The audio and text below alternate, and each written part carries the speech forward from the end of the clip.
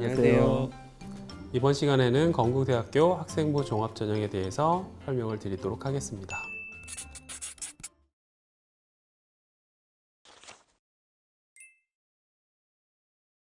건국대학교는 특징이 있는 전형이 건국대학교 자기추천과 건국대학교 학교추천 이렇게 두 가지가 되겠습니다.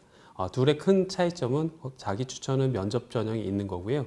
학교추천은 면접이 없다는 거. 특히 학교추천에서는 서류 전형에 있어서 교과가 30% 들어간다는 게 가장 큰 차이점에 해당이 되겠습니다. 우선 자기추천 전형부터 확인해 보도록 하겠습니다. 798명을 뽑는 자기추천에서는요, 1단계에서 서류 100으로 3배수를 선발하고요. 1단계 성적 70% 그리고 면접 30%로 최종 선발을 하고 있습니다. 제출하는 서류는 학생부하고 자기소개서가 해당이 되겠고요. 서류평가는 건국대학교도 그 6개 대학 연구를 같이 했던 학교이기 때문에 학업 역량, 전공 적합성, 인성, 발전 가능성을 가지고 학생들을 선발을 하는데요.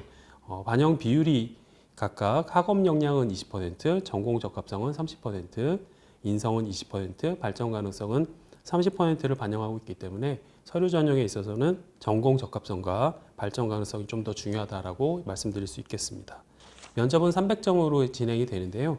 평가 요소는 전공 적합성과 인성 그리고 발전 가능성에 해당이 되겠습니다. 발전 가능성이 가장 큰 비율을 차지하는데 50%에 해당이 되겠고요. 평가 내용은 창의적 문제 해결 능력 이렇게 되겠습니다. 전형에 대해서는 전공 적합성 그리고 발전 가능성이 말씀드렸던 것처럼 가장 큰 비중을 차지하기 때문에 이 부분을 좀 잘 준비할 필요가 있게 되겠고요.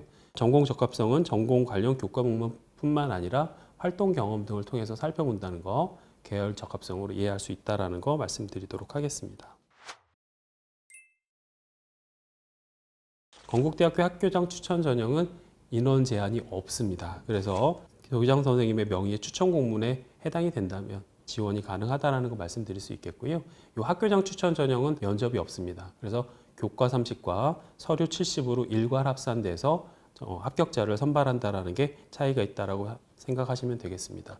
학생부 그리고 자기소개서 그리고 학교장 명의의 추천 공문이 발송이 되면 학생들 평가가 될 수 있겠고요. 서류 평가 요소가 약간 다릅니다. 자기 추천에서는 학업 역량이 20이었고 전공이 30%였는데요. 학교장 추천 전형에서는 학업 역량이 30%에 해당이 되고요.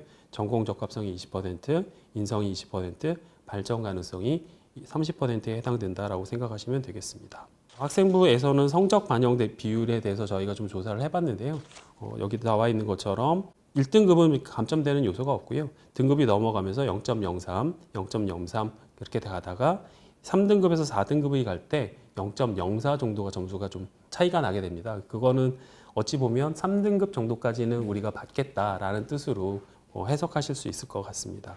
근데 학교장 추천 전형이다 보니까 내신 교과가 30%가 들어가고요. 이 부분이 반영되다 보니까 일반고 학생들이 많이 합격한다라는 걸 확인할 수 있겠습니다.